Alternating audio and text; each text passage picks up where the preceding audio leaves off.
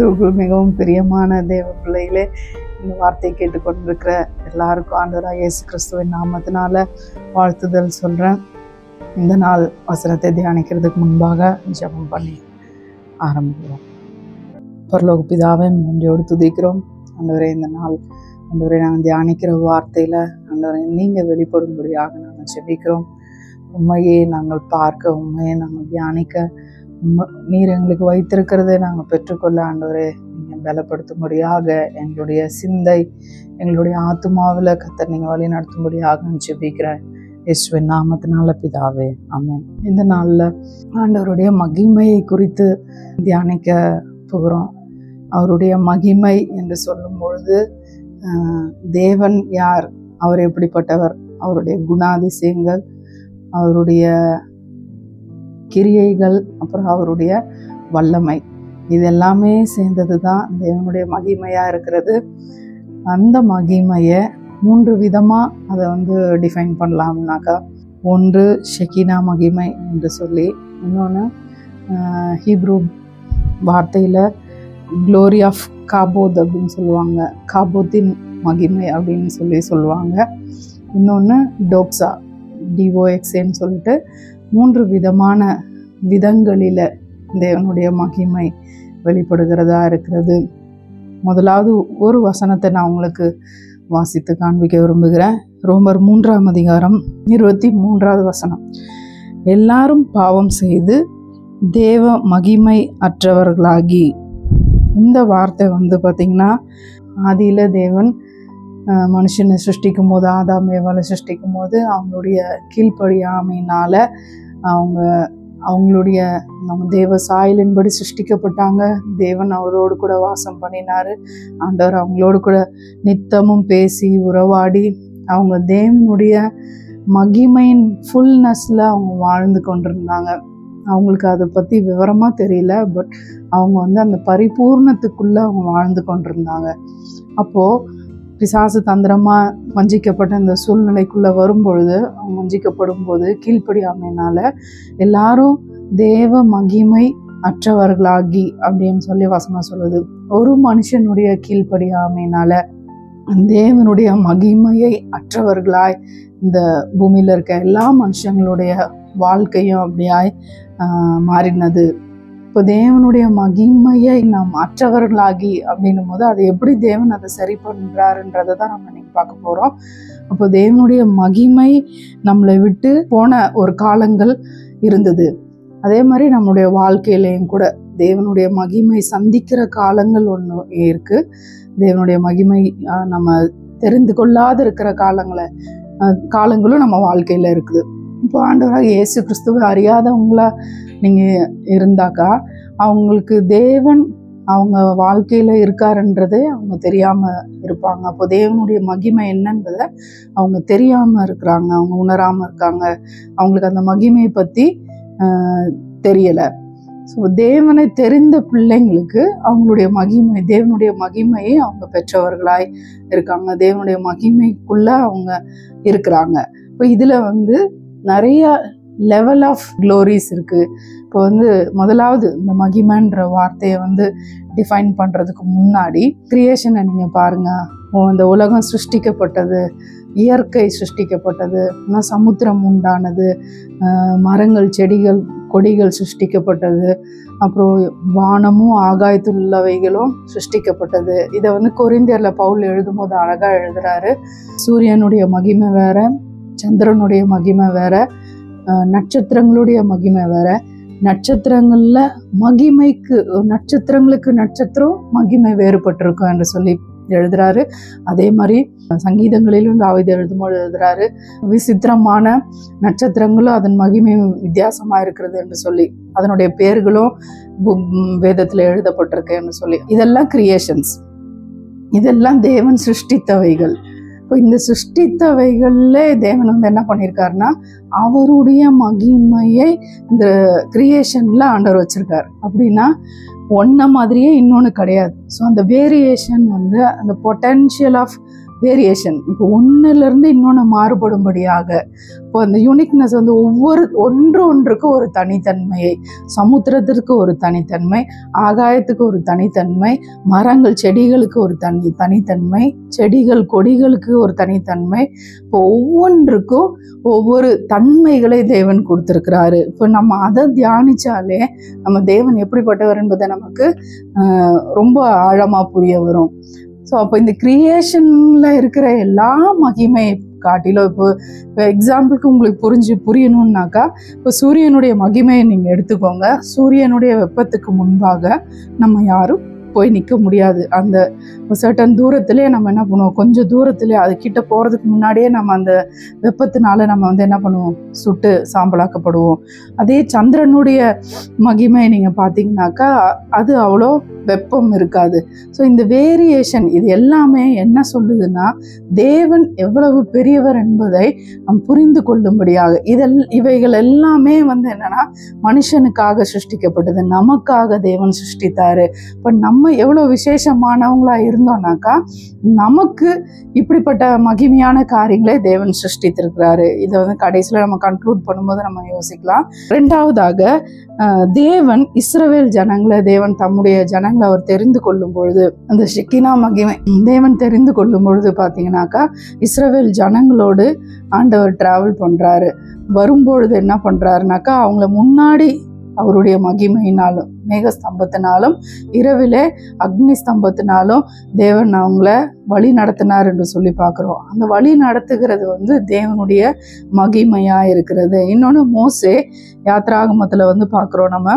மோசே முதல்ல தேவனை சந்திக்கும் பொழுது, தேவன் அவரை சந்திக்கும் போது, அந்த ஃபர்ஸ்ட் என்கவுண்டர் அவருக்கு தேவன் யார் என்பது அவர் தம்மை வெளிப்படுத்தி காண்பிக்கும் போது அவர் எப்படி காண்பிக்கிறாருன்னா, அந்த முச்செடியில் செடி அப்படியே எரியாமல் இருக்குது, பச்சையாக இருக்குது. அந்த செடி மேலே அந்த ஃப்ளேம் அப்படியே எரிந்து கொண்டிருக்கிற அந்த நெருப்பை அவர் பார்க்குறாரு, அந்த மகிமையை பார்க்குறாரு, பிரைட்னஸ் அவர் பார்க்குறாரு. இன்னும் சுற்றி ஒரு செடி பச்சையாக இருக்குது, ஆனால் செடி சுற்றிலும் அந்த மகிமை எரிந்து கொண்டிருக்குது.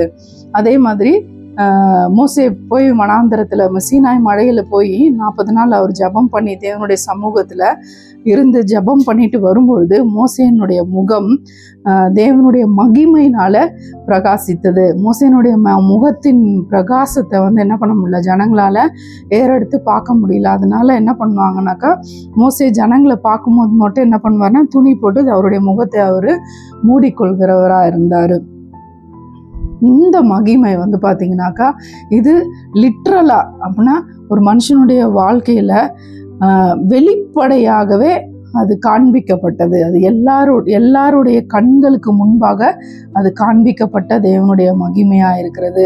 சாலமோன் தேவாலயத்தில் வந்து என்ன பண்ணுறாரு, அவர் நோக்கி ஜபம் பண்ணும்பொழுது, அந்த தேவாலயத்தை பிரதிஷ்டைக்காக அவர் ஜபம் பண்ணும்போது, ஆண்டவரே இந்த ஜனங்களை நடத்த எனக்கு ஞானம் இல்லை, இந்த ஜனங்க உம்முடைய ஜனங்க, இந்த ஜனங்களை நடத்த எனக்கு ஞானம் இல்லை, இவங்களை நீங்கள் எனக்கு நடத்த எனக்கு ஞானத்தை தாரும் என்று சொல்லி அவர் கேட்கும்போது ஆண்டவர் சொல்கிறாரு, சாலமோனுடைய விண்ணப்பம் தேவனுடைய இருதயத்துக்கு பிரியமாக இருந்ததுனால நீ கேட்ட ஞானத்தை காட்டிலும் நீ கேளாத எல்லா நன்மைகளையும் ஐஸ்வர்யத்தையும் கனத்தையும் மகிமையும் ஒரு ராஜ்யத்தில் நான் கொடுப்பேன் என்று சொல்லி ஆண்டவர் அவர் ஆசீர்வதித்தார். அப்போ அந்த ஆலய பிரதிஷ்டையில் அந்த மகிமை பிரத்யட்சமாக ஒரு மேகம் போல அந்த தேவாலயத்தை வந்து அது நிரப்பினதாக இருந்தது. யாரும் அங்கே உள்ளே போய் ஊழியம் செய்ய முடியாத அளவுக்கு அந்த தேவனுடைய பிரசன்னம் அங்கே இருந்தது.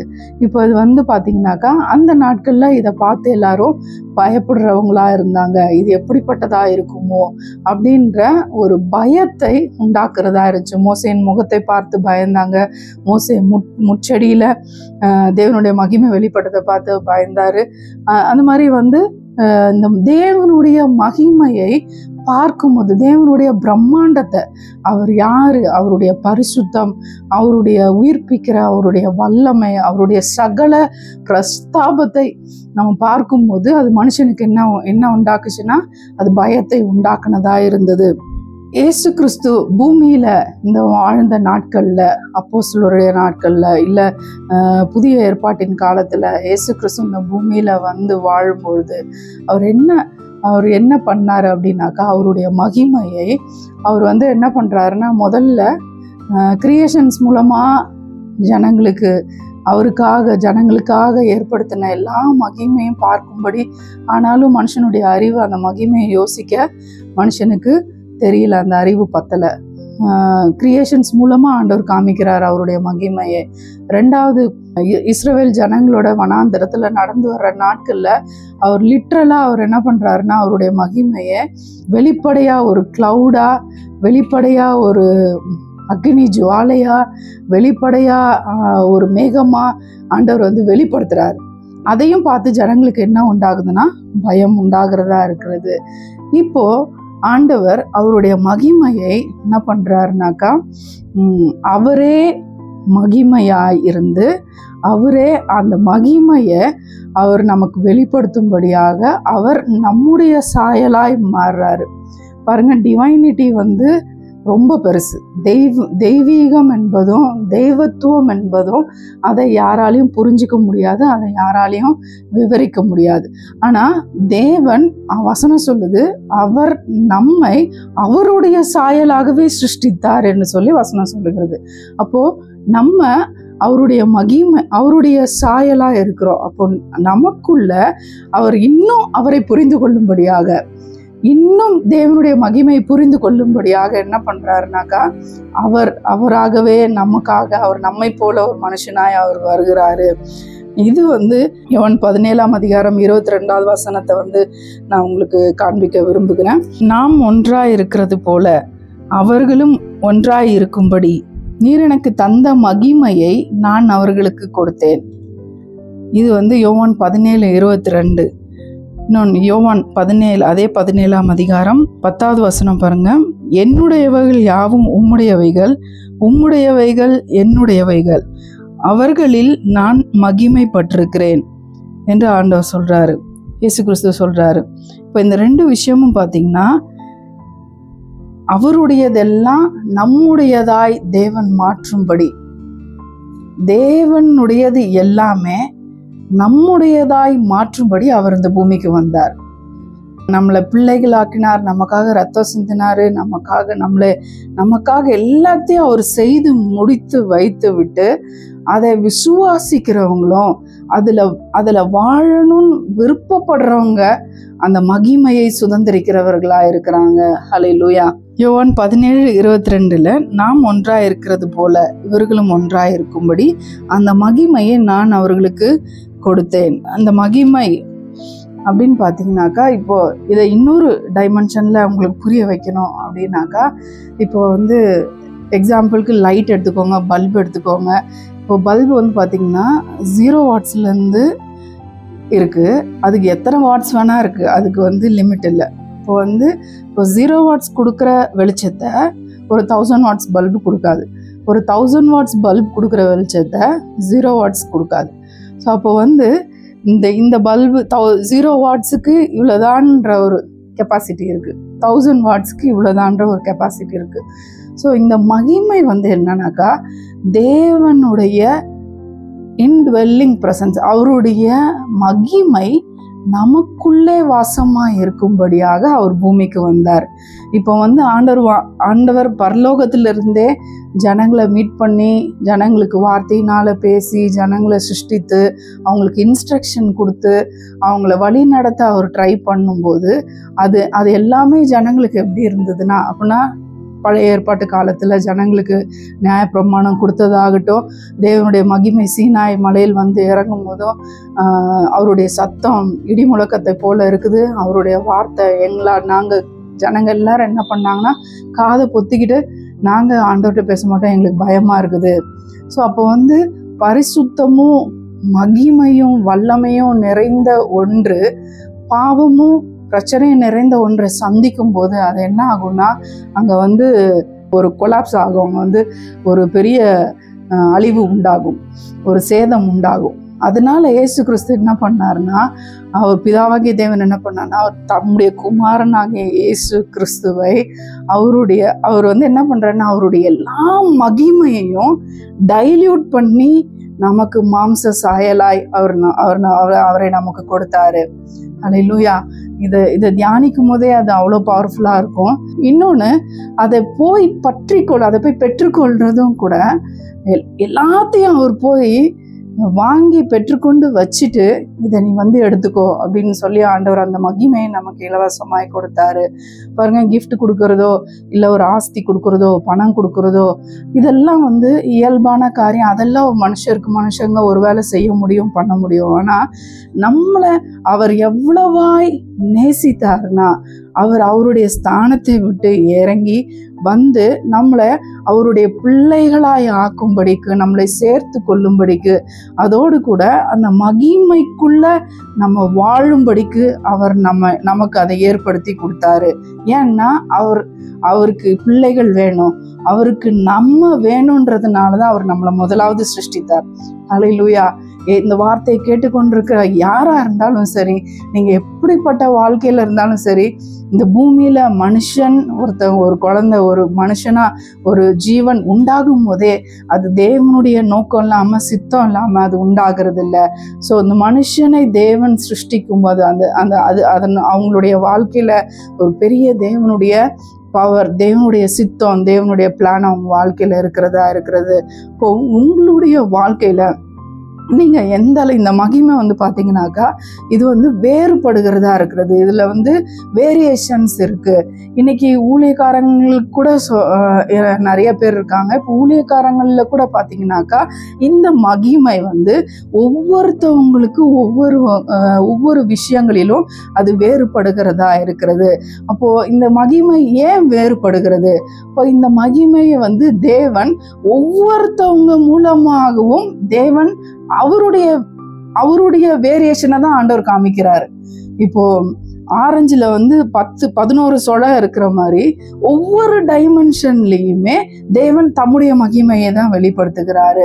இது பாத்தீங்கன்னா தேவன் யாருக்கு வரங்களில, கிருபைகள்ல, அற்புதங்களில யாருக்கு என்ன கொடுக்க சித்தமா இருக்கிறாரோ அதை தேவன் அவர் விருப்பத்தின்படி ஒவ்வொரு மனுஷங்களுக்குள்ளேயும் கிருபைகளை, டேலண்ட்டை, வரங்களை கொடுத்து அதை ஜனங்களுக்கு அது பிரயோஜனமாக இருக்கும்படிக்கு, அது சபையை அது பூரணப்படுத்தும்படி, அப்படின்னா எல்லா ஜனங்களையும் சேர்த்து கொள்ளும்படிக்கு, அது தேவனுடைய ராஜ்யத்தை மேனிஃபெஸ்ட் பண்றதுக்கு அந்த கிருபைகள் பயன்படத்தக்கதாக தேவன் இந்த வித்தியாசங்களை அவர் ஒவ்வொரு ஆவிக்குரிய மனுஷனுடைய வாழ்க்கையிலையும் தேவன் பண்ணுகிறவரா இருக்கிறாரு. அதற்காக தான் ஊழியக்காரங்கள் ஆண்டவர் கொடுத்திருக்காரு. அதற்காக தான் ஊழியங்கள் இருக்கு. அதற்காக தான் கிஃப்ட்ஸ் அண்ட் டேலண்ட்ஸ், அந்த வரங்கள், கிரியைகள் செயல்படுகிறதா இருக்கிறது. இது எல்லாமே பாத்தீங்கன்னா தேவனுடைய மகிமையை வெளிப்படுத்துகிறதுக்காக. ஒன்னே ஒண்ணு என்னன்னாக்கா, இதெல்லாம் கடந்து போகும், இதெல்லாம் வரும் போகும். அப்படின்னா மனுஷங்க மூலமா தேவன் சபைக்கு பக்தி விருத்தி உண்டாக, அப்படின்னா ஒரு மனுஷனுடைய ஆவிக்குரிய வாழ்க்கையை கட்டுவதற்கு இன்னொரு தேறின மனுஷங்க மூலமா சப்போர்ட் பண்றதுக்கு. அப்படின்னாக்கா இப்போ ஒருத்தவங்க வீக்கா இருக்கவங்களுக்கு எப்படி இப்போ பிளட் லாஸ் ஆனா ஒருத்தவங்களுக்கு எப்படி நல்ல பிளட் இருக்கவங்க பிளட் டொனேட் பண்றோமோ, இல்ல இப்போ ஒயிட் பிளட் செல்ஸ் கம்மியா இருந்தாக்கா எப்படி ஒயிட் பிளட் செல்ஸ் நம்ம டொனேட் பண்றோமோ, அது போல தேவனுடைய ராஜ்யத்துல வீக்கா இருக்கவங்க, இப்போ தேவனை பற்றி தெரியாது இருக்கிறவங்களுக்கு தேவன் தம்முடைய வல்லமையை காண்பிக்கும்படியாக, தேவன் தம்முடைய கிருபையை காண்பிக்கும். அவர் எவ்வளவு இரக்கம் உள்ளவர், அவர் எவ்வளவு மன்னிக்கிறவர், அவர் எவ்வளவு நேசிக்கிறவர், அவர் எவ்வளவு தன்னுடைய அன்பை அவர் கொடுத்து நம்மளை தூக்க வல்லவர் என்பதை ஒவ்வொருத்தவங்க லைஃப் மூலமாகவும் தேவன் அவருடைய மகிமையை மேனிஃபெஸ்ட் பண்றதுக்காக தான் தேவன் இந்த மனு குலத்தை அவர் தெரிந்து கொண்டார். மனு குலத்தின் மேல, அந்த ஜனங்க மேல அவர் அன்பா இருக்கிறாரு. ஸோ இந்த மகிமை பாத்தீங்கன்னாக்கா நமக்குள்ள அவர் அதை டைல்யூட் பண்ணி இயேசு கிறிஸ்து என்ற வடிவத்துல அவர் மனுஷனாய் அவர் இறங்கி வர்றாரு. பிதாவாகிய தேவனுடைய மகிமையை ஜனங்களால பார்க்க முடியல, ஏற்றுக்கொள்ள முடியல. அப்போ அவர் மனுஷ சாயலாய் நம்மை போல மனுஷனாய் நம்மோடு கூட பாடுபட்டு அவர் நமக்கு முன்பாக நமக்காக எல்லாவற்றையும் அவர் என்ன பண்ணாரு, செய்து நிறைவேற்றி முடிக்கிறவராய் வந்தாரு. அவர் போய் என்ன பண்றாருன்னா வெற்றி சிறக்கிறாரு. அப்படின்னாக்கா அவர் உயிர் தெழுந்து எல்லா ஆதியில் சொன்னபடி ஆதாமுடைய பாவத்தினால இழந்து போன அந்த மகிமையை, அப்படின்னா தேவன் அவங்களோடு வந்து சஞ்சரிக்கிற, தேவன் அவங்களோடு பேசுகிற, தேவன் பேசுகிறத அவங்க கேட்கிற அந்த சத்தத்தை, அந்த உறவை பில்ட் பண்றதுக்காக மறுபடியும் இயேசு கிறிஸ்து இந்த பூமிக்கு வந்தாரு. அவரை ஏற்றுக்கொள்றவங்க யார் யாரோ, அவரை விசுவாசிக்கிறவங்க யாரோ, அவரை நம்புகிறவங்க யாரோ, அவங்களுடைய வாழ்க்கையில தேவனுடைய மகிமை பெரிதாய் விளங்குகிறதா இருக்கிறது. அல்லேலூயா. இந்த மகிமை பாத்தீங்கன்னாக்கா அவருடைய மகிமை தேவன், பிதாவாகிய தேவன் இயேசு கிறிஸ்து மூலமாய் வெளிப்படும் போது பார்த்தீங்கன்னா அற்புதங்களாய், அநேக அற்புதங்களாய் வெளிப்பட்டது. அப்படின்னா வியாதியஸ்தருங்க சுகமானாங்க, மரித்தோர் உயிரோட எழுந்தாங்க, குஷ்டரோகிகள் சுகமானாங்க, கண் தெரியாதவங்களுக்கு கண்ணு திறக்கப்பட்டது, காது கேட்காதவங்களுக்கு காது திறக்கப்பட்டது, கால் ஊனமானவங்க சுகமானாங்க, யூட்ரஸ் ப்ராப்ளம் இருக்கும், ப்ளீடிங் ப்ராப்ளம் இருக்கும், சுகமானாங்க. அது மாதிரி எல்லா திமிர்வாதக்காரங்க சுகமாக்கப்பட்டாங்க. இது ஒன்றும் ஒவ்வொரு பகுதியிலும் தேவனுடைய பொட்டன்ஷியல், தேவனுடைய வல்லமை, அவரால் செய்ய முடியாத காரியங்கள் ஒன்றுமே இல்லை என்பதை தேவன் விளங்க பண்ணும்படியாக. அப்படின்னாக்கா இயேசு கிறிஸ்து மாம்சத்தோடு இருக்கும் பொழுதே அவருக்குள்ள அந்த பிதாவின் மகிமை அவருக்குள்ளேருந்து வெளிப்படுகிறதா இருந்தது. அந்த பிதாவின் மகிமை அற்புதங்களாய் வெளிப்படுகிறதா இருந்தது. பிதாவின் மகிமை சுகமாக்குறதா வெளிப்படுகிறதா இருந்தது. பிதாவின் மகிமை உயிர் கொடுக்கிறதா இருந்தது. பிதாவின் மகிமை ஐஸ்வர்யத்தை கொண்டு வருகிறதா இருந்தது. அந்த பிதாவின் மகிமை இயேசு கிறிஸ்து மூலமா ஜனங்களை சேர்க்கிறதா இருந்தது. ஹல்லேலூயா. அந்த மகிமையை அவர் என்ன பண்ணி வச்சிருக்காருன்னா, தாவீது ஒரு இடத்துல சொல்லும்போது சொல்றாரு, தேவனே உமது ஆலயத்தில், சங்கீதம் 27:4 உமது ஆலயத்தில் தங்கி இருப்பதையும் உமது மகிமையை நான் தேடுவதுமே நான் வாஞ்சிக்கிறேன் என்று சொல்றாரு. சங்கீதம் 27:4 நான் கர்த்தரிடத்தில் ஒன்றை நான் கேட்டேன், அதையே நான் நாடுவேன். நான் கர்த்தருடைய மகிமையை பார்க்கும்படியாகவும் அவருடைய ஆலயத்தில் ஆராய்ச்சி செய்யும்படியாகவும் நான் என் ஜீவனுள்ள நாளெல்லாம் கர்த்தருடைய ஆலயத்தில் தங்கி இருப்பதையே நாடுவேன். அல்லேலூயா.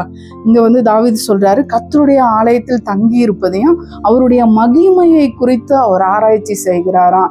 இப்போ இயேசு கிறிஸ்து உயிர்த்தெழுந்தார், மரித்தாரு, உயிர்த்தெழுந்தாரு, பிதாவின் வலது பார்சத்தில் போய் உட்கார்ந்தார், நம்மளையும் அவரோடு கூட உட்கார பண்ணினார் என்று சொல்லி வசனம் சொல்லுகிறது. அதோடு கூட மாத்திரம் இல்லாம அவர் நமக்குள்ளே வாசமாய் இருப்பது அந்த மகிமையின் நம்பிக்கையா இருக்கிறது. அதுதான் உங்களுக்கு நான் சொல்ற விசேஷமாய் இருக்கிறது.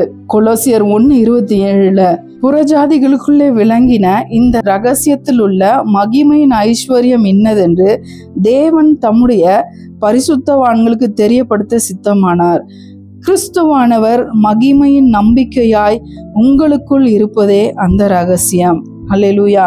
எந்த மனுஷனையும் கிறிஸ்து இயேசுக்குள் தேறினவனாக நிறுத்தும்படிக்கு அவரையே நாங்கள் அறிவித்து எந்த மனுஷனுக்கும் புத்தி சொல்லி எந்த மனுஷனுக்கும் எல்லா ஞானத்தோடும் உபதேசம் பண்ணுகிறோம். என்ன பண்றோம் இங்க அப்படின்னாக்கா, அவரை பத்தி தெரிஞ்ச நாங்க அவரை பத்தி உங்களுக்கு சொல்றோம், அவருடைய மகிமையை பத்தி உங்களுக்கு சொல்லுகிறவங்களா இருக்கோம். இங்க என்ன சொல்றாருன்னா, கிறிஸ்து மகிமையின் நம்பிக்கையாய் அவர் உங்களுக்குள் வாசம் பண்ணுகிறார். இதுல 3 விஷயம் இருக்கு. ஒன்று, அவர் உங்களோடு கூட வாசம் பண்ணுகிறது. இன்னொன்னு, அவர் எதெல்லாம் உங்களுக்காக பிதாவினிடத்துல பரலோகத்துல செய்தாரோ அதெல்லாம் உங்களுக்கு கொடுக்கப்பட்டிருக்கிறது என்பதை நீங்க அறிந்து கொள்ளும்படியாக, அவர் உங்களுக்கு உங்க மூலமாய் அவருடைய வல்லமையை வெளிப்படுத்தும்படியாக, டெமான்ஸ்ட்ரேட் பண்ணும்படியாக, அது அற்புதங்களாய் வெளிப்படும்படியாக, அது சுகமாய் வெளிப்படும்படியாக. இன்னைக்கு நிறைய பேருடைய வாழ்க்கையில நம்ம குறை உள்ளவங்களா இருக்கிறோம். அப்படின்னா ஆண்டவராகிய இயேசு கிறிஸ்துவை குறித்து, ஆவிக்குரிய வாழ்க்கையை குறித்து நம்ம என்ன நினைக்கிறோம்னா, ஏதோ ஒரு அறியாத ஒரு காரியம், இது புரியாதது, இதை பெற்றுக்கொள்ள முடியாது என்று சொல்லி நம்ம நினைக்கிறோம். ஆனா அதை பெற்றுக்கொள்ள பிரயாசப்படுறோம் என்று சொல்லி நம்ம நினைக்கிற இருக்கிறவங்க நிறைய பேர் இருக்காங்க. இப்போ இந்த மகிமை, இந்த கிறிஸ்து நம் மகிமையின் நம்பிக்கையாய் உங்களுக்குள் வாசம் பண்ணுகிறார். ஹல்லேலூயா. நீங்க என்னைக்கு நீங்க ரட்சிக்கப்பட்டவங்களா இருந்தீங்கன்னா, ஆண்டவரை ஏற்றுக்கொண்டவங்களா இருந்தீங்கன்னாக்கா, அவருடைய இன்வெல்லிங் பிரசன்ஸ் அப்படின்னாக்கா அவர் உங்களுக்குள்ள வாசமா இருக்கிறார். கிறிஸ்து உங்களுக்குள் வாசமா இருக்கிறார். ஹல்லேலூயா. நீங்க அவருடைய பிள்ளையா இருக்கிறீங்க அப்படின்னா, நீங்க நடக்கும் போதும், நீங்க பேசும் போதும், நீங்க ஒருத்தவங்களை பார்க்கும் போதும் உங்களுக்குள்ள உங்க மூலமாய் கிறிஸ்து வெளிப்படுகிறவரா இருக்கிறாரு. ஹல்லேலூயா. இது உங்க மூலமாய் பிறருக்கு ஆண்டவர் வெளிப்படுகிறவரா இருக்கிறாரு. அவர் உங்களுக்குள்ளே வாழும் பொழுது நீங்க அவருக்குள்ள அபைடிங் இன் கிரைஸ்ட், கிறிஸ்துவுக்குள்ள நீங்க அவருக்குள்ள தங்கி இருக்கிறதை நீங்க நாடும் பொழுது, நான் ஏற்கனவே சொன்னேன், மோசே வனாந்திரத்துல அவர் முட்புதர்ல அவர் ஃபர்ஸ்ட் என்கவுண்டர் ஆகும்போது தேவன் அவரை சந்திக்கும் போது முட்புதர்ல அந்த செடி, அந்த புஷ் அந்த எரிஞ்சிட்டே இருக்கு, அந்த செடி பச்சையா இருக்கு. ஆனா தேவன் என்ன, அந்த மகிமை மேல மூடி இருந்தது. இங்க லெவல் ஆஃப் மகிமை வேறுபடுகிறதா இருக்குது. பாருங்க, ஆண்டவராக இயேசு கிறிஸ்துவ நீங்க அறிந்தவங்களா இருந்தாலும் அறியாதவங்களா இருந்தாலும், நீங்க எந்த நிலைமையில இருந்தாலும் உங்க மேல ஒரு மகிமை இருக்கு. அது என்னன்னாக்கா, ஆண்டவர் உங்களை நேசிக்கிறாரு. எந்த சந்தர்ப்பத்திலையும் அவர் உங்களுக்கு தம்மை வெளிப்படுத்தி, அதுதான் மோசையோட வாழ்க்கையில என்கவுண்டரா உங்களை சந்திக்க அவர் ஆயத்தம் உள்ளவரா இருக்கிறாரு. அந்த சந்திப்புக்கு நம்ம எந்த கிரயமும் செலுத்த தேவையில்லை. நம்ம ஏதோ ஒன்றை செஞ்சுதான் அதை நம்ம பெற்றுக்கொள்ளணுன்ற ஒரு அவசியம் இல்லை. அந்த முட்புதர் பாருங்க, அது நம்மளுடைய அந்த செடி புஷ் அது நம்மளுடைய வாழ்க்கையை கூட அது காண்பிக்கிறதா இருக்கிறது. எப்படி நம்ம எப்படி இருக்குமோ அப்படியே அந்த நிலைமையிலேயே தேவனுடைய மகிமை நம்மளை சூழ்ந்து வெளிப்படையாய் சூழ்ந்து கொள்ளுகிறதா இருக்கிறது. அங்க அந்த முட்செடி என்ன பண்ணணும்னா, இயற்கையா பார்த்தா மேல நெருப்பு எரிஞ்சிட்டு இருக்கு, அந்த செடி எரிஞ்சு சாம்பலா போயிருக்கணும். ஆனா அது எரிந்து சாம்பல் ஆகல. இப்போ தேவனுடைய மகிமை நம்மளை சந்திக்கும் பொழுது, தேவனுடைய மகிமையில நீங்க வாழும் பொழுது, அதுல நீங்க என்டர் ஆகும்போது அதற்கு தகுதியாக நீங்க எதையும் நீங்க கொண்டு போய் செலுத்த தேவையில்லை. அதை நீங்க எந்த நிலைமையில இருக்கீங்களோ அந்த நிலைமையில நீங்க அவரை ஏற்றுக்கொள்ளும் பொழுது, இயேசுவை நீங்க ஏற்றுக்கொள்ளும் பொழுது, ஆண்டவரை நீங்க ஏற்றுக்கொள்ளும் பொழுது, கிறிஸ்து உங்களுக்காக செய்த எல்லாவற்றையும் ஏற்றுக்கொள்ளும் பொழுதே ஒரு மகிமை உங்களை மூடிக்கொள்ளுகிறதா இருக்கிறது. ரெண்டாவதா ஒரு காரியம் என்னன்னா, மோசே சீனாய் மலையில 40 நாள் போய் தேவனை போய் சந்திக்கிறாரு. அவர் தேவரோடு கூட இரவும் பகலும் அங்க தேவனுடைய சமூகத்துல இருக்கிறாரு. இப்போ அங்க அவர் தனியா 40 நாள் அவர் போனாரு. ஆனா இன்றைக்கு நமக்குள்ள கிறிஸ்து வாசமா இருக்கிறாரு. நீங்க 40 நாள் உபவாசம் பண்ணி அந்த மகிமையை நீங்க பெற்றுக்கொள்ள தேவையில்லை.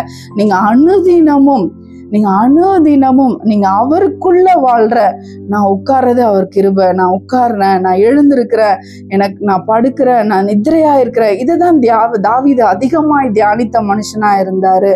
என் உட்கார்றதுல நீங்க அறிந்திருக்கிறீங்க, என் எழுந்திருக்கிறதுல நீங்க அறிந்திருக்கிறீங்க, என் வாயில் சொல் பிறவாத முன்னே நீங்க அறிந்திருக்கிறீங்க, என் நினைவு ஆர்ஜின் ஆஃப் அவர் தாட்ஸ், நினைவுகளின் தோற்றம் உண்டாகிறதுக்கு முன்னே அதையெல்லாம் நீங்க அறிந்திருக்கீங்க என்று சொல்லி அவருடைய மகிமை குறித்து தாவீது ஆராய்ச்சி செய்யும் போது இதெல்லாம் அவர் சொல்றாரு.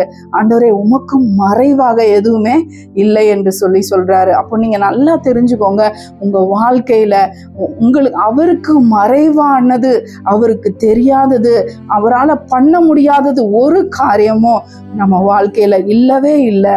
அதை இதுக்கு மாறா எதையாவது நீங்க யோசிச்சிருந்தீங்கன்னா, இந்த காரியத்தை ஆண்டவரால கூட மாற்ற முடியாது, இந்த காரியத்தை இந்த மனுஷனை தேவனால கூட தொட முடியாது, இல்ல இந்த மனுஷன் இவ்வளவு பெரிய பாவத்துல இருக்காங்க, இவங்களை எப்படி மீட்க முடியும் அப்படி நீங்க முடியாது என்ற ஒரு எண்ணத்தோட நீங்க எந்த சூழ்நிலையில இருந்தாலும், தேவனுடைய மகிமை, தேவனுடைய ஆவியானவர், கிறிஸ்துவின் ஆவியானவர் உங்களுக்குள்ள வாசமாய் இருக்கிறவர் முடியாத காரியங்களை, அசாத்தியமான காரியங்களை அவர் செய்ய முடிக்க வல்லமை உள்ளவராய் இருக்கிறாரு. ஹல்லேலூயா.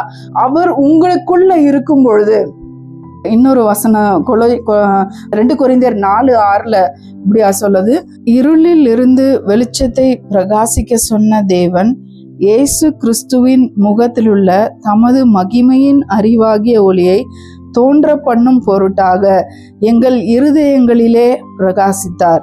இந்த மகத்துவம் உள்ள வல்லமை எங்களால் உண்டாயிராமல் தேவனால் உண்டாயிருக்கிறதென்று விளங்கும்படிக்கு இந்த பொக்கிஷத்தை மண் பாண்டங்களில் பெற்றிருக்கிறோம். இந்த வார்த்தை ரொம்ப பவர்ஃபுல்லானது. அவருடைய மகிமையை மண் பாண்டங்களில் பெற்றிருக்கோம். நம்ம மனுஷங்க மண்ணினால செய்யப்பட்டு, அதான் மண்ணினால செய்யப்பட்டு ஜீவாத்துமா, தேவ ஆவியானவர் ஆண்டவர் அவருக்கு ஜீவனை கொடுத்தாரு, அவர் ஜீவாத்துமாவானார். இப்போ நம்ம திரும்பி நம்ம மரித்ததுக்கு அப்புறம் இந்த மண்ணில் தான் நம்மளை அடக்கம் பண்ணப்படுறாங்க. அங்கே பவுல் எழுதும்போது சொல்றாரு, நம்ம வாழ்க்கை மண் பாண்டமா இருக்கிறதுன்னு சொல்லி.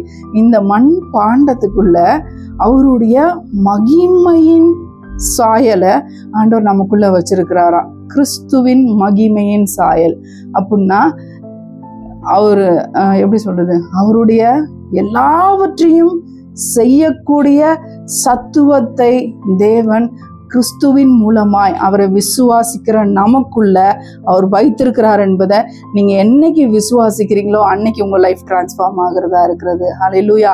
நீங்க ஒருவேளை வியாதியில இருப்பீங்களா, பலவீனங்கள்ல இருப்பீங்கன்னா நீங்க அதை விசுவாசிங்க. கிறிஸ்து உங்களுக்குள்ளே மகிமையின் நம்பிக்கையாய் வாசம் பண்ணுகிறார் என்று சொல்லி. அப்படின்னாக்கா இன்னொரு இடத்துல கொரிந்தியர்ல சொல்றாரு, அழிவுள்ளது அழியாமையை தரித்து கொள்ளும். அப்படின்னா இந்த சரீரம் அழிவுக்காக நியமிக்கப்பட்டது, அழிவுள்ளது. இல்லைன்னா உங்க வாழ்க்கையில என்னென்னலாம் தோல்வியா இருக்கோ அது எல்லாத்தையும் பார்த்து நீங்க சொல்லுங்க, அழிவுள்ளது அழியாமையை தரித்து கொள்ளும். ஏன்னா கிறிஸ்து எனக்குள்ள வாசமா இருக்கிறபடினால. ஹல்லேலூயா. அவருடைய எல்லா மகிமையும் அவர் என்ன பண்ணிட்டாருன்னா அவர் குமாரனுக்குள்ள வைத்து, அவர் குமாரனை விசுவாசிக்கிறவங்க அவர் மரித்து அவருடைய ரிசரக்ஷன் பவர்ல அவர் உயிர் தெழுந்ததினால, அவர் பிதாவுக்கு நம்மளை ஒப்புரவாக்கினதுனால தெய்வத்துவத்தின் சகல பரிபூர்ணமும் வல்லமையும் அதிகாரமும் அது நமக்குள்ள கொடுக்கப்பட்டதா இருக்கிறது. ஹல்லேலூயா. அப்போ உங்களுடைய எண்ணங்களும் உங்களுடைய சிந்தையும் எப்படியோ அப்படிதான் உங்களுடைய வாழ்க்கையா இருக்கிறது. இந்த மகிமையை நீங்க தாவீது சொன்ன மாதிரி, ஆண்டவரே உங்களுடைய மகிமையை நான் ஆராய்ச்சி செய்யும்படிக்கு, அப்போ இந்த மகிமையை நீங்க என்ன பண்ணுவீங்கன்னாக்கா ஏதோ ஒரு வார்த்தை போல சாதாரணமா கேட்கிற ஒரு நியூஸ் போல நீங்க காதுல கேட்டு போனீங்கன்னா அதனுடைய வல்லமை உங்களுக்குள்ள கிரியை செய்கிறது இல்லை. ஆனா நீங்க அதை தியானித்து அதுல நீங்க வாழணும் நீங்க ஆசைப்படும் பொழுது, ஆண்டவரே உங்க சமூகத்துல நீங்க என்னோடு கூட இருக்கிறீங்க, நான் அதை ரெக்கக்னைஸ் பண்றேன், அதை நான் ஏற்றுக்கொள்றேன், அதுல நான் வாழ பிரியமா இருக்கேன் என்று சொல்லி அவர் உங்களுக்குள்ளே வாழ நீங்க அலோ பண்ணும் போது, அப்போ தெய்வத்துவத்தின் பரிபூரணம் அப்படின்னா தேவனுடைய மகிமையில பாத்தீங்கன்னா அவருடைய ஆட்ரிபியூட்ஸ் அப்படின்னா அவர் யாரு, அவருடைய மகிமை என்ன. அப்படின்னா என்னால ஒண்ணுதான் என்னால இதை செய்ய முடியும், தேவனால என்னால முடியாததை அவரால் செய்ய முடியும். அப்படின்னா என்னால வியாதிக்கு மருந்து கொடுக்க முடியும். நான் ஒரு டாக்டரா இருந்தா என்னோட வியாதிக்கு மருந்து கொடுக்க முடியும். ஆனா தேவன் அந்த வியாதியே இல்லாம சுகமாக்க முடியும். ஸோ அந்த பொட்டன்ஷியல் மகிமை உங்களுக்குள்ள வாசமா இருக்குது. ஹல்லேலூயா. இதை நீங்க ஒவ்வொரு டைமென்ஷன்லயும் நீங்க யோசிச்சு பாருங்களேன். உங்க சிக்னஸ்ல யோசிச்சு பாருங்க, உங்களுடைய தரித்திரத்துல யோசிச்சு பாருங்க, உங்களுடைய கடன் பிரச்சனையில யோசிச்சு பாருங்க, உங்களுடைய தோல்வி ஏமாற்றங்கள்ல யோசிச்சு பாருங்க, உங்களுடைய அவமானங்கள்ல யோசிச்சு பாருங்க. நீங்க அதை சொல்லி அதை நீங்க அறிக்கை பண்ணுகிறவர்கள், அதை நீ டிக்ளேர் பண்ண, ஆண்டவரே நீங்க எனக்குள்ள வாழ்றீங்க. அப்போ தேவன் நமக்குள்ள வாழும் பொழுது அவருடைய அட்ரிபியூட்ஸ் நமக்குள்ள வெளிப்படுகிறதா இருக்கிறது. அப்படின்னாக்கா அவருடைய மகிமை நமக்குள்ள வெளிப்படுகிறதா இருக்கிறது. இன்னொன்னு அவருடைய பாவங்கள், அவருடைய குணங்கள் நமக்குள்ள இருந்து வெளிப்படுகிறதா இருக்கிறது. அல்லேலூயா. நம்மளால செய்ய முடியாத குணங்கள், நம்மளுடைய பழைய மாம்சத்தின் கிரிகள் அப்படின்னா நான் யாரு, என்னுடைய மாம்சத்தின் குணங்கள் ஒண்ணு இருக்கு. அந்த குணங்கள்ல என்னுடைய கோபம், என்னுடைய வைராக்கியம், என்னுடைய கசப்பு, என்னுடைய ஏற்றுக்கொள்ள முடியாத நிலைமைகள், என்னுடைய பலவீனங்கள், என்னுடைய அடிக்ஷன்ஸ், என்னுடைய மறைவான என் சிந்தையில தெளிவில்லாம இருக்கிறது, என்னுடைய குறைகள் எல்லாத்துலயுமே தேவன் உங்களோடு கூட வாழ்றாருன்றது நீங்க நினைக்கும் போது, நீங்க அதை நீங்க விசுவாசிக்கும் போதும் வாஞ்சிக்கும் போதும் அதை நீங்க என்ஜாய் பண்ணும் போதும், ஏசப்பா நீங்க எனக்குள்ள வாழ்றீங்க, ஆவியானவரே நீங்க எனக்குள்ள மகிமையின் நம்பிக்கையாய் வாழ்றீங்க அப்படி நீங்க நினைக்கும் போதே உங்களுடைய பலவீனமான குணங்கள்ல இருந்து தேவன் உங்களுக்குள்ள வெளிப்படுகிறவராய், அப்படின்னா நற்குணசாலிகளாய், நற்கிரியை செய்கிறவர்களாய், நற்குணசாலிகளாய். பவுல் சொல்லும் போது சொல்றாரு, தெசலோனிக்கேல இருக்கிறவங்களை பார்க்கலாம், அந்தியோகியாவில இருக்கிறவங்களை பார்க்கலாம், தெசலோனிக்கேல இருக்கிறவங்க மிகுந்த நற்குணசாலிகளா இருந்தாங்க என்று சொல்லி. அப்போ கேரக்டர் டெவலப்மெண்ட் வந்து வசனத்தை, தேவனுடைய ஆவியானவர் உங்களுக்குள்ள வாசம் பண்ண நீங்க எந்த அளவுக்கு விட்டு கொடுக்குறீங்களோ, நான் அதுக்குதான் அந்த பல்ப் வெளிச்சத்தை சொன்னேன். நான் இப்போ 0 வாட்ஸ்னாக்கா இயேசுவா எனக்கு தெரியும் அப்படின்னு மட்டும் நினைச்சிட்டு ஏசு என்னென்ன பண்ணாரு, அந்த சத்தியம் என்ன சொல்லுது, ஆண்டவர் என்னென்ன எனக்காக பண்ணியிருக்காருன்றது தெரியாதவங்க அதனுடைய எந்த பெனிஃபிட்டையும் அவங்க பெற்றுக்கொள்ள முடியாது. அப்படின்னா பொதுவான நன்மைகளை தேவனிடத்துல இருந்து அவங்க பெற்றுக்கொள்ள முடியும், ஒரு ஸ்பெசிஃபிக்கான பிளஸ்ஸிங்ஸை தேவனிடத்துல இருந்து அவங்க பெற்றுக்கொள்ள முடியாது. ஏன்னா இந்த உலகத்தின் அதிபதி வந்து என்ன பண்ணுவான், கண்டிப்பா அவங்க வாழ்க்கைய அவன் சூழ்ந்து கொள்ளுகிறவனா இருக்கிறான். ஆனா 0 வாட்ஸ்ல இருந்து 1000 வாட்ஸ், 2000 வாட்ஸ், 5000 வாட்ஸ் பாத்தீங்கன்னா அதுல எவ்வளவோ இருக்கு. இப்போ தேவனுடைய மகிமையை நீங்க எந்த அளவுக்கு ஆராய்ச்சி செய்யறீங்களோ, நீங்க எந்த அளவுக்கு விட்டு கொடுக்குறீங்க, நீங்க எந்த அளவுக்கு அது உங்களுக்குள்ள வர வர நிறைவானது வரும் பொழுது குறைவானது ஒளிந்து போகும் என்று சொல்லி பவுல் சொல்றாரு. அப்படின்னா கிறிஸ்துவின் நிறைவு, அவர் செய்து முடித்த நிறைவை நீங்க தியானிக்கும் போது அது உங்களுக்குள்ள வரும்போது, அது உங்களை ஃபில் பண்ணும்போது என்ன பண்ணுன்னா, உங்களுடைய எல்லா குறைவான காரியங்களோ, இந்த உலகத்துக்குரியவைங்களோ, இந்த மண்ணுக்குரியவைகள், இந்த தேடல் எதையோ டிட்டர்மைன் பண்ணி எதையோ பெற்றுக்கொள்ள பிரயாசப்பட்டு ஓடுகிற இந்த உலகத்துல நம்மளுடைய வாழ்க்கை வந்து நித்தியத்தை நோக்கி, அது பரிபூர்ணத்தை நோக்கி ஓடுகிறதா இருக்கிறது. அது மட்டும் இல்ல, என்னைக்கோ ஒரு நாள் பரலோகத்தை போய் ரீச் பண்ணி பெற்றுக்கொள்ற மகிமை இல்ல, இந்த மகிமை உங்களுக்குள்ள வாசமாய் இருக்கும்போது, இந்த மகிமை வாசமா இருக்கும்போது நீங்க சகல பரிபூர்ணத்தினால் நிரப்பப்பட்டவர்களாய் வாழ்கிறவங்களா இருக்கிறீங்க. ஹல்லேலூயா.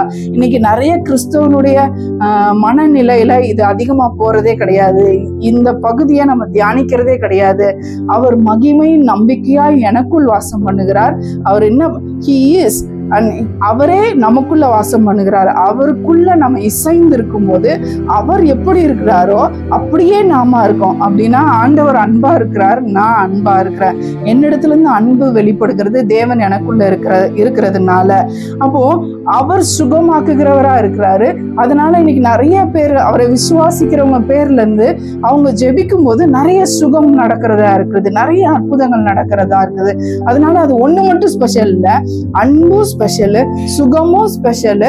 அதே போல உங்களுடைய தரித்திரங்கள் மாறுகிற, உங்களுடைய ப்ராஸ்பெரிட்டி நிலைமையை மாத்துகிற அந்த கிருபையும் ஸ்பெஷல். அப்போ உங்களுக்குள்ள இருந்து நிறைய அட்ரிபியூட்ஸ்ல, அப்படின்னா பல விதமான சேனல்ல உங்களை ஆண்டவர் பரிபூர்ணம் உள்ளவராய் ஆண்டவர் வாழ வைத்திருக்கிறார். ஹல்லேலூயா. அதை நீங்க விசுவாசிக்கும் போது அற்புதங்கள் நம்ம வாழ்க்கையில ஈஸியா நடக்கிறதா இருக்கிறது. ஹல்லேலூயா. இதுதான் விசுவாச அளவு, உங்களுடைய டீப்பான விசுவாச அளவா இருக்கிறது. கிறிஸ்து மகிமையின் நம்பிக்கையாய் உங்களுக்குள்ளே வாசம் பண்ணுகிறார். அப்படின்னா சகல பரிபூர்ணமும் உங்களுக்குள்ள இருக்கு. உங்களுக்கு என்ன தேவையோ அதை நீங்க யோசிக்கும் போதே, உங்க யோசனையை ஆண்டவர் அறிஞ்சிருக்கிறாரு. நீங்க யோசிக்கும் போதே அதை உங்களுக்கு ஆண்டவர் நிறைவேற்றி முடிக்கிற ஆவியானவர் உங்களுக்குள்ள வாசம் பண்றாருன்றதை நீங்க யோசிச்சீங்கன்னா நீங்க அதை குறித்து கவலைப்பட மாட்டீங்க. நீங்க அதை பார்த்து கொள்வீங்க, என் யோசனை இதா இருக்கு. அப்போ அந்த யோசனையை தேவன் அறிந்திருக்கிறாரு. அப்போ அதை நிறைவேற்றி, அவர் மகிமையாய் நிறைவேற்றி முடிக்க அவர் வல்லவரா இருக்கிறாரு. ஹல்லேலூயா. அப்போ தேவனுடைய வல்லமை உங்களுக்குள்ள இருந்து பூரணமாய் வெளிப்படுகிறதா இருக்கிறது. இதுதான் கடைசி பாயிண்ட். அவருடைய மகிமை உங்களுக்குள்ள வாசமாய் இருக்கும் போது அவருடைய வல்லமை உங்களுக்குள்ளே, நீங்க அவருக்குள்ளும் அவர் உங்களுக்குள்ளும் இருக்கும் பொழுது அவருடைய டெமான்ஸ்ட்ரேஷன் அது உங்க வாழ்க்கையில நடக்கிறது மட்டும் இல்ல, இன்னொருத்தவங்க வாழ்க்கைக்கும் உங்க வாழ்க்கையில இருந்து அது ஃப்ளோ ஆகுறதா இருக்கிறது. அல்லேலூயா. நீங்க போகிற இடம், அதனாலதான் பாட்டு இப்படியா சொல்லுவாங்க, போகும் இடமெல்லாம் ஆரோக்கியமே, பாயும் இடமெல்லாம் பரிசுத்தமே என்று சொல்லி. நம்ம தேவனுடைய பிள்ளைகளாய் நீங்க போற இடங்கள்ல நீங்க லைஃப கொண்டு போறீங்க அப்படின்னா, நீங்க ஜீவன், உங்களுக்குள்ள ஜீவன் வாழ்ந்து கொண்டு, நீங்க நித்திய ஜீவன்ல நீங்க வாழ்ந்து கொண்டிருக்கிறீங்க. நீங்க கால் வைக்கிற இடம் ஜீவனுள்ளதாய் மாறும். நீங்க பேசுற பர்சனோட லைஃப் ஜீவனுள்ளதாய் மாறும். அது ஸ்ப்ரூட்டனிங், அது வந்து ஃப்ரூட்ஃபுல்லா மாறும். உங்களுடைய வாழ்க்கை பழுகி பெருகி அது மல்டிப்ளை ஆகிறதா இருக்கிறது. அது வந்து துளிர்க்கிறதா இருக்கிறது. அது யாரா இருந்தாலும் சரி, அப்படிப்பட்ட மகிமையான தேவனை நம்ம வந்து பெற்றுக்கொண்டிருக்கிறோம், பாக்கியமாய் பெற்றுக்கொண்டிருக்கிறோம். அவர் நமக்கு தேவனாய் இருக்கிறதுக்கும், நம்ம அவருக்கு பிள்ளைகளாய் இருக்கிறதற்கும், அவர் நம்மளை நேசிக்கிறதுக்கும், அவர் நம்ம கூடயே வாழ்றதுக்கும், இதுல எல்லாத்துலயும் பாத்தீங்கன்னா இன்னொரு இடத்துல சொல்லும் போது வசனம் இப்படியாய் சொல்லுது, எல்லாம் அவருக்குள்ளும் அவருக்கென்றும் அவருக்காகவும் சிருஷ்டிக்கப்பட்டு. அப்போ அவர் உங்களை அவருக்கென்று தெரிந்து கொண்டு உங்க கூட அவருக்கென்று உங்க கூட வாழ்ந்து, அவர் உங்களுக்குள்ள மகிமையாய் வெளிப்பட்டு அவர் உங்களை மகிமைப்படுத்துகிறவரா இருக்கிறாரு. ஹல்லேலூயா, ஹல்லேலூயா. அவர் உங்க பேரை எல்லாமே அவர் செஞ்சுட்டு கிரெடிட்டை உங்களுக்கு, அவர் பிள்ளையா அவர் உங்களுக்கு கொடுக்கிறவரா இருக்கிறார். யார் இதை செய்ய முடியும்? எந்த மனுஷங்க தான் கஷ்டப்பட்டு சம்பாதித்த ஒரு விலையோட மதிப்பை, கிரெடிட்டை யார் கொண்டு வந்து நீ எடுத்துக்கோன்னு சொல்லி இன்னொருத்தவங்களுக்கு கொடுப்பாங்க? அப்படி முடியாது. ஆனா கிறிஸ்து உங்களுக்காக அவர் சம்பாதித்த வைத்த சகலத்தையும் நீங்க ஈஸியா பெற்றுக்கொள்ளும்படி, அதுக்காக பாடுபட வேணாம். ஆனா நீங்க விசுவாசித்து ஏற்றுக்கொள்வீங்கன்னா அந்த மகிமை உங்களுக்குள்ள இருந்து, அவருடைய உயிர்த்தெழுதலின் பிரசன்னம் உங்களுக்குள்ள இருந்து, அவருடைய omnipotent, omnipresent, omniscient அப்படின்னாக்கா எல்லாத்தையும் செய்து முடிக்கிற, எல்லாத்தையும் செய்து கொண்டே இருக்கிற, இன்னும் நித்தியம் வரைக்கும் செய்ய போகிற அவருடைய மகிமை உங்களுக்குள்ள வாசமாயிருக்கிறதா இருக்கிறது. ஹல்லேலூயா. அந்த மகிமை, பவுல் சொல்றாரு, அந்த மகிமை நம்மள ஒரு நாளும் வெட்கப்படுத்தாது. ஹல்லேலூயா. அந்த மகிமை நம்மள ஒரு நாள் என்ன பண்ணாது? கிறிஸ்துவின் அந்த நாள் வர்ற வரைக்கும், நீ விசுவாசிக்கிறவங்களா, விசுவாச வாழ்க்கையை தொடங்கின நாள் முதல் அவர் வர்ற வரைக்கும் அந்த மகிமை உங்களை வெட்கப்படுத்தாது. இந்த வார்த்தை தேவ பிள்ளைகளாகிய உங்களை எல்லாரையும் தேற்றுவதாக, உங்களை பலப்படுத்துவதாக. தேவனை அறியாதவர்களாக இருந்து ஒருவேளை இந்த வார்த்தையை கேட்பீங்கன்னா, உங்களை நேசிக்கிற தேவன் ஒருத்தர் இருக்காரு. உங்களுக்காக எல்லாவற்றையும் செய்து முடித்த ஆண்டவர் ஒருவர் இருக்கிறாரு. உங்களை வெற்றி சிறக்க பண்ணுகிறவர் ஒருவர் இருக்கிறாரு. அவர் தான் ஆண்டவராகிய இயேசு கிறிஸ்து. அவரை நீங்க ஏற்றுக்கொள்ளும் பொழுது உங்க வாழ்க்கையில் இருக்கிற எல்லா பிரச்சனைக்கும் ஒரு சொல்யூஷனை, ஒரு பெஸ்டான சொல்யூஷனை, உங்களை அழகுபடுத்தி அவர் சந்தோஷப்படுகிற தேவன், உங்களை உயர்த்தி வைத்து அழகு பார்க்கிற தேவனாய் தேவன் உங்களோடு கூட இருக்கிறாரு. அவருடைய மகிமை நமக்குள்ள ஒரு நிறைவான அட்மாஸ்பியரை, நமக்கு நிறைவான வாழ்வு வாழ நமக்கு துணை செய்கிறதா இருக்கிறது. அதனால டோன்ட் காம்ப்ரமைஸ் யுவர் செல்ஃப். உங்களை வந்து பிரச்சனைகள்ல, விசுவாச வாழ்க்கைனாவே போராட்டம், ஐயோ தடுமாற்றம் அப்படின்னு சொல்லி எல்லா போராட்டங்கள்லயும் காம்ப்ரமைஸ் பண்ணிக்காதீங்க. தேவன் அதை பெஸ்டா ஆசையா இருக்கிறாரு. அவர் நீங்க எல்லாத்துலயும் பெஸ்டா வாழணும்னு அவர் நினைக்கிறாரு. அவர் நீங்க ஆசீர்வதிக்கப்பட்டிருக்கணும்னு விரும்புறாரு. நீங்க சுகமா வாழணும்னு விரும்புறாரு. நீங்க மன மகிழ்ச்சியா இருக்கணும்னு அவர் விரும்புகிறவரா இருக்கிறாரு. நீங்க அவரை ஆடி பாடி நீங்க அவருக்குள்ள ரிஜாய்ஸ் பண்ணணும்னு தேவன் விரும்புகிறவரா இருக்கிறார். நீங்க அவருக்குள்ள களி கூறும் பொழுது அவர் உங்களை உயர்த்துகிறவரா இருக்கிறாரு. ஹல்லேலூயா. அந்த வார்த்தையின்படி உங்களை ஆசீர்வதிப்பாராக. ஆமென்.